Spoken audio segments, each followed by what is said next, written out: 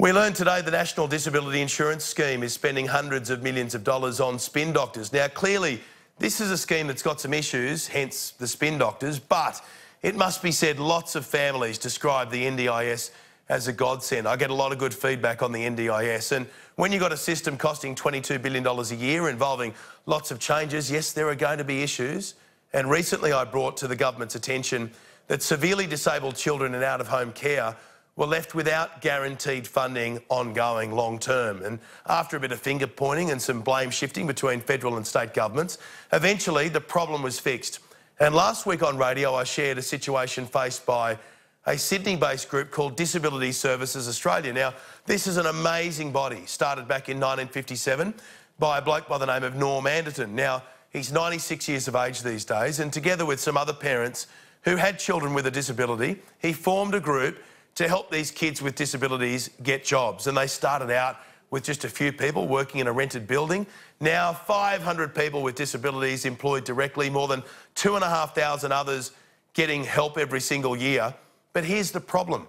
Before the NDIS, someone would just literally have to turn up at Disability Services Australia and say, look, here's proof that I'm on the DSP, the Disability Support Pension, and you could practically start work the following day. And whatever your skill level, a job would be found for you.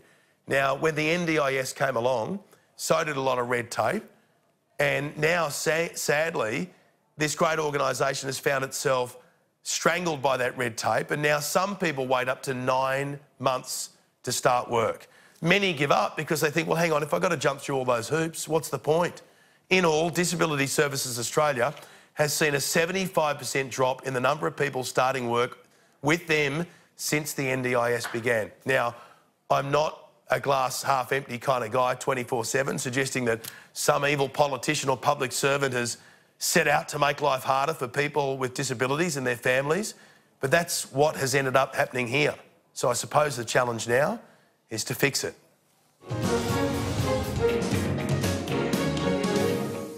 So, with that in mind, Jane Prentice is the Federal Assistant Minister for Social Services and Disability Services. She joins us in our Sydney studio. Jane Prentice, good evening to you. Good evening, Ben. We've got to fix it, right? We must fix it, Ben. It's just not good enough. How do you fix it? Because previously, the idea that someone could walk in the door of this organisation, you acknowledge a wonderful organisation, and say, there, I'm on the DSP, I want to start tomorrow. Bam, you got a job in the factory. I mean, can we get back to that? Well, we're definitely working on that. In fact, we're actually going a step before that. We're working with a program called SLES, Students Leaving for Employment After School. And what we're doing is trying to identify those students who, when they finish school, won't be going to university, possibly not doing a trade, but would be best supported by an ADE. So we help to identify them very early on. But we still have a big cohort existing now who've left school, who want to work, and we're determined to help them get a job. There are plenty of winners out of the NDIS, and I mention that because I hear them call the radio show. I get lots of correspondence of people say, look, it's been a game changer for me. But when you've got Disability Services Australia and you know how wonderful they are, and all of a sudden 75% drop in the number of people coming to them for work and starting work, that's a real shame. That's a pretty ordinary... As I said, not good enough. It's not just ordinary, it's not good enough. And we are changing the way. As I said to you earlier today on your radio show, I was appalled when I found out that employment wasn't one of the key questions being asked. Now, that has changed. When people go in for their plan, employment is now one of the key questions. And even in the planning stage, preparing for your plan, employment is right up there as a key issue for people. But we've got to get better at it, and we've got to address those who want a job. I've always said people with a disability make much better employees than some of our Gen Ys out there in the workforce at the moment. As you said, DSA provides some wonderful opportunities. HPA up in the Northern Territory, they won the Telstra Business of the Year, and yet they employ people with disability, and they won it was an open session. OK, so you're saying that going forward, that when someone is going in to talk to the NDIS, the NDIA, one of the key questions will be, do you want to work?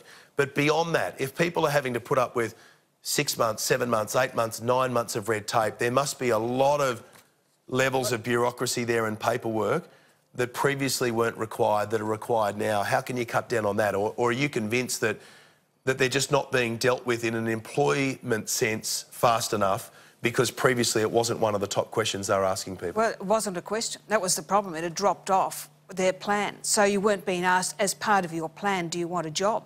So people were getting their plan and employment wasn't part of it. Now that's changing. We're trialling that in a couple of sites, but as we speak, that is being fed into all plans as people go in for the planning process.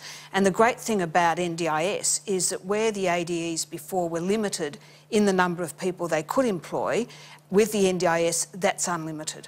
So places like the ADE in Maryborough, who make products for the mining sector in Queensland, they say another 17 employees and they will become financially sustainable as a business. So there's some really good news that is gradually happening. It's a bit like the start of NDIS. There have been some bumps in that road, but we're getting it on track and it's going to be much better. It's amazing when you go through a place, and I visited last week to Disability Services Australia, and you walk through the factory there and all of a sudden you realise, you know, when you're on the plane and you've got the little knife and fork or the salt and pepper or whatever it might be, and you're going through and you're realising the headphones and, hang on a minute, this is where it all comes from. And you see these bright, smiling faces, people who are inspired and encouraged by this opportunity to work, which is why you want to fix it straight away. And they're so happy in that job. It's so inspiring to go and see them work. And it's not just DSA, it's Help Enterprises in Queensland. Exactly the situation.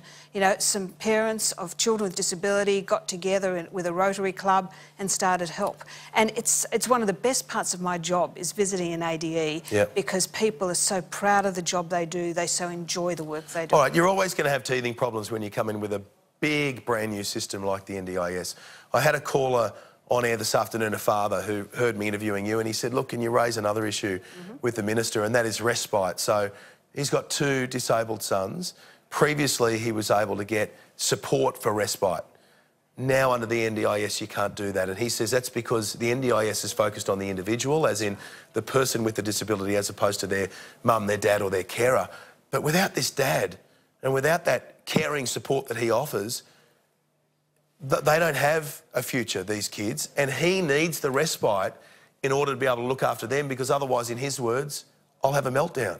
Exactly. And as he said, because NDIS was about the individual, the carers were left to one side because it's all about providing plans and support for the individual. But that's changed. The language has now changed. We understand the importance of carers. We understand the importance of the family group for people with disability. And so a couple of months ago in this budget it was announced, the Minister Dan Tehan increased funding for integrated carers process. So on top of the money already there for carers, there's going to be some more funding, and that will include support, early intervention. A lot of it is people, particularly families, feel they're the only ones struggling. So there'll be peer-to-peer support, there'll be early counselling. Respite? Helpline, there will be respite, or there is respite now. If you go in for a plan review, there is respite because what's happening is we're setting up a support for your child or your family member.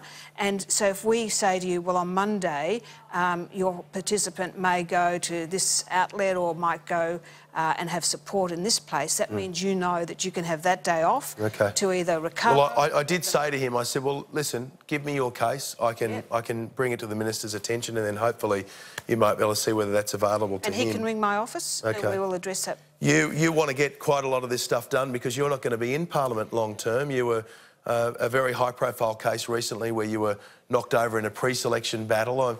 I know that you prefer to say that, look, it's not all about me and there are other people with bigger issues out there, but it was a big deal when this happened, and there's a lot of it going on. Craig Kelly was just on Peter Credlin's show. He's apparently got a pre-selection battle in his seat going on as well. Do you feel like you've been dudded? Well, it's a democratic process, and that's the society we live in. I've got, some time yet, and I'm determined, as you said, to make sure that I can make a difference and get some of these changes through to make the lives of people with a bigger problem than I have better. And they might remember me for that. When you kick and scream, when do you do that? And bang the desk and shout out loud? You do that behind closed doors, do you, as opposed to live on Sky News? No, I haven't done that yet. You'll be pleased to know. You haven't done that yet? Not yet, no. That's indicating that it's still to come.